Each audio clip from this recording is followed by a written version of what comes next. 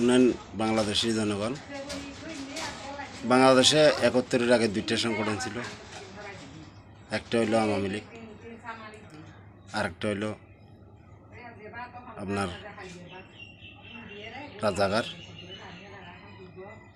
দুইটা সংগঠনের মধ্যে মুক্তিযুদ্ধ সংগঠনের কাজ হইল দেশটাকে রক্ষা করা, দেশের উন্নয়ন করা। তো এই আরেকটা সংগঠন হলো রাজাকারের সংগঠন হলো দেশটাকে ভাঙ্গা, দেশের জিনিস লুটপাট করা, এই দুর্নীতি করা। এখন দেখতেছি আওয়ামী লীগ সংগঠনের যারা দেশ করার কারিগর, এরা দেখতেছি অনেক বড় বড় নেতারা দুর্নীতি করে বসে রয়েছে। আসলে কি আপনারা কি মুক্তিযুদ্ধ সংগঠনের, আওয়ামী লীগ সংগঠনের নীতি নির্ধারকের মধ্যে আপনারা কি আছেন? আপনারা মনে হয় আপনারা তো আওয়ামী লীগ সংগঠনের লোক, মুক্তিযুদ্ধ সংগঠনের লোক, আপনারা মনে হয় ভুলে গেছেন।